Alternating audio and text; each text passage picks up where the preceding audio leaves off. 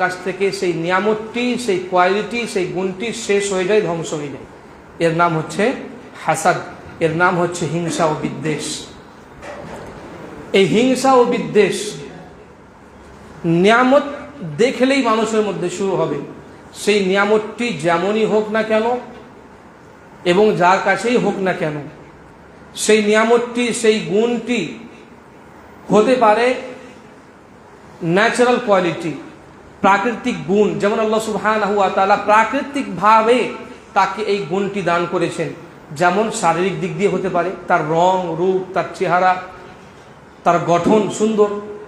তাকে দেখে যদি কাউকে কষ্ট হয়, তার মানে এটা হিংসা। এবং এই নিয়ামতের সম্পর্ক দুনিয়ার ক্ষেত্রে পার্থিব জগতের ধন সম্পদকে কেন্দ্র করেও হতে পারে, এই দুনিয়ার সচ্ছলতাকে কেন্দ্র করেও হতে পারে, ফেম, পপুলারিটি এবং